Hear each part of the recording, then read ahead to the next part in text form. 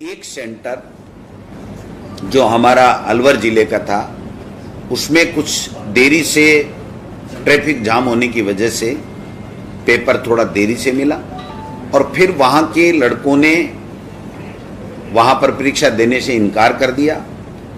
जहाँ पर मौजूदा जो भी अधिकारी थे उन्होंने प्रयास किया, लेकिन चूंकि जब तक जिला कलेक्टर, जिला प्रशासन आता, समझाइश करता, तब तक काफ़ी देर हो चुकी थी।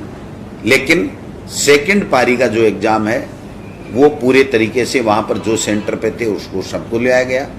आप सबने मीडिया में चलाया है, आप सबको पता है कि किस प्रकार से कैसे कैसे प्रयास किए गए लोगों के द्वारा। चप्पलों में सिम डाल दी गई, कई सरकार के हमारे विभाग के शिक्षकों का भी नाम आ रहा है, पुलिस के कर्मचारियों का भी नाम आ रहा है। तो मैं समझता हूँ इस बात को जो घोषणा माननीय मुख्यमंत्री जी ने की है उसी के संदर्भ में देखा जाएगा, इसमें किसी को शंका करने की आवश्यकता नहीं है। लेकिन मैं इतना कहना चाहता हूँ कि जो रीट का एग्जाम 25-26 लाख बच्चों का जो राजस्थान में हुआ, जिसका गिनीज बुक में नाम लिखा जाएगा, अगर गिनीज बुक वाले हमारी बात मानेंगे तो, और जिस तरीके से शानदार तरीके से दिया गया, आप सोशल मीडिया में उनके कमेंट्स देखिए। जो बच्चे बाहर से, एमपी से, यूपी से, बिहार से आए, वो ये कह रहे हैं हमने ऐसा उत्सव कभी नहीं देखा। यानी अपनी एग्जाम को वो उत्सव के रूप में लोगों ने परिवर्तित किया। इसके लिए मैं विशेष रूप से तमाम जो भामाशाह और जो लोग इस व्यवस्थाओं में जुटे थे, सरकार के कार्मिकों की तो ड्यूटी थी, लेकिन वो जो लोग जुटे और जिस प्रकार से खाना और व्यवस्थाएं दी, मैं समझता हूँ हम उनको सैल्यूट करते हैं कि ऐसे लोगों ने एक अच्छा उदाहरण पेश किया जिससे हमारे राजस्थान प्रदेश का उन्होंने गौरव बढ़ाया है। मैं समझता हूँ कि ये सारी की सारी चीज़ें आपको बतानी इसलिए ज़रूरी थी कि कल सब लोग जिज्ञासा कर रहे थे किस प्रकार से होगा।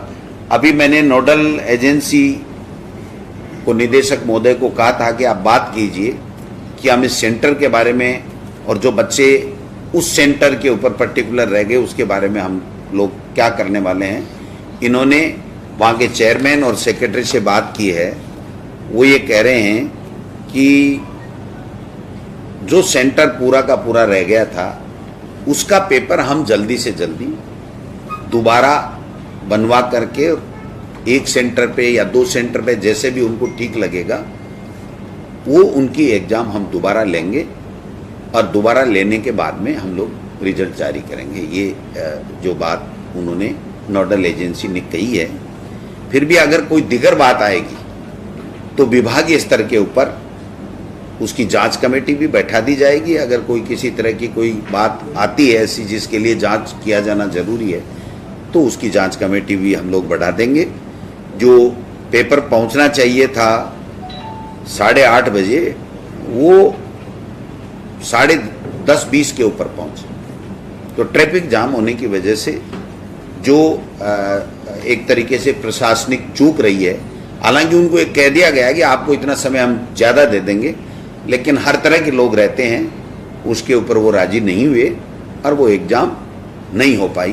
तो ये एक त्रुटि मैं समझता हूँ कि प्रशासनिक व्यवस्था के ऊपर भी रही, लेकिन वो मजबूरी में हुई क्योंकि अब ट्रैफिक जाम होना किसी के बस में नहीं है, नेशनल हाईवे था।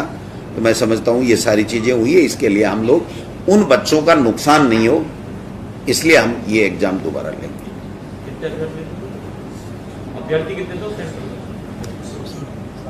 शायद 600 के लगभग थे। मैं क्योंकि नोडल एजेंसी अलग है तो हम इसमें ज़्यादा नहीं पढ़ते सरकार वाले, हम कहते हैं जो था।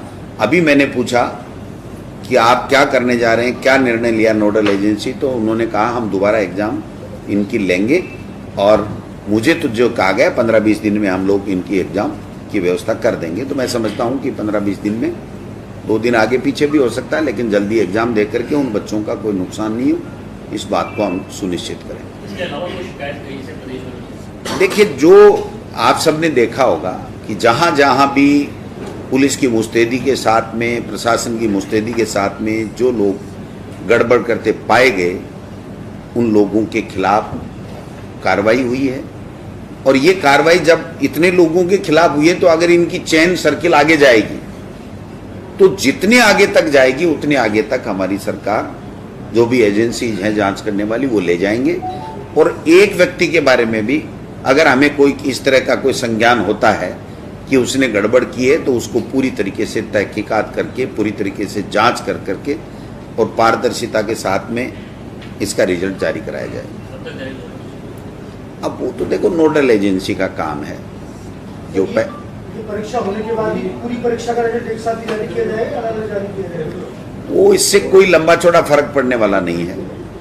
वो नोडल एजेंसी जो चाहे जैसे करे, उसमें सरकार का कोई रोल नहीं रहता है, क्योंकि उनका भी रिजल्ट आना है। ये तो एलिजिबिलिटी टेस्ट है, तो एलिजिबिलिटी टेस्ट में जो नंबर जिसके आएंगे वो आएंगे। मेरिट एक बार ये मैं कह सकता हूं कि टोटल रिजल्ट आने के बाद में सिलेक्शन की मेरिट बाद में बनाई जाएगी। बड़ोदरा जी, जिस तरह से इस बार सख्ती हुई है, तो आने वाले एग्जाम के अंदर भी इसी तरह की सख्ती देखने को मिलेगी या इससे भी और ज्यादा जो है सख्ती? बिल्कुल, देखिए अब इससे कई चीजें, सूचनाएं मिली हैं कि किस तरीके से ये लोग बाग नकल कराते हैं, कैसे कैसे गिरोह सक्रिय रहते हैं, कैसे कैसे मिले हुए होते हैं।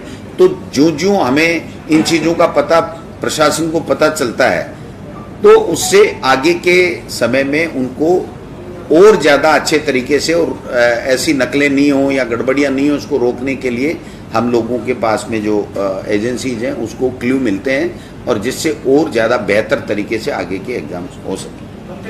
अच्छी परीक्षा रही, सभी ये कह रहे हैं, लेकिन खासतौर से नकल गिरोह का आपने पकड़ा, लेकिन घर में जिन लोगों को सिक्योरिटी में लगाया था, शिक्षक ज्यादा पकड़ में आए हैं, पुलिस के कर्मचारी पकड़ में आए, तो ये भी एक सबक होगा अगली बार। देखिए, निश्चित रूप से हमें पता था कि सरकारी अधिकारी कर्मचारी अगर इसमें शामिल हो जाए तो उस जो मेहनत की है उस बच्चे के साथ में अन्याय होगा। इसीलिए इतना कड़ा फैसला हिंदुस्तान में किसी स्टेट में नहीं लिया गया कि सरकारी कार्मिक को बर्खास्त किया जाएगा, कभी कहीं नहीं लिया गया। सरकार की मंशा बहुत साफ और स्पष्ट है कि हम लोग ऐसे लोगों को कतई नहीं बख्शेंगे। जो लोग मेहनत करते हैं, जो बच्चे मेहनत करते हैं, उनको ईमानदारी से उनका रिजल्ट मिलना चाहिए।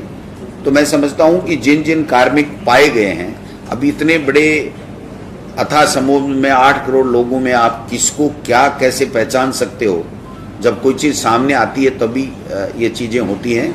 लेकिन इससे निश्चित रूप से आगे आने वाली परीक्षाओं में और ज़्यादा पारदर्शिता रहे, ईमानदारी से परीक्षाएं हों, अच्छे सुव्यवस्थित तरीके से हों, उसमें हम लोगों को मदद मिलेगी। क्योंकि ये लोग चिन्हित हो गए, अब चिन्हित हो गए तो ये तो हो ही गए, अब जांचें चलेंगी। जब जांचें चलेंगी तो इनके आगे तक कहाँ तक कनेक्शन है वो भी जाएगा।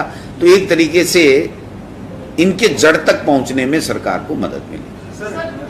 एक सवाल है कि कल बहुत सारे सेंटर पे ये देखने को मिला कि सेकंड लैंग्वेज किसी ने पंजाबी भर रखी थी, किसी ने सिंधी भर रखी थी, वहाँ पेपर पहुँचा ही नहीं। और अनंतनाग में दूसरे सेंटर से जब पेपर मंगाया गया तो कोड अलग हो गए, समय काफ़ी बर्बाद हो गया। क्या ऐसे विद्यार्थियों को राहत मिली?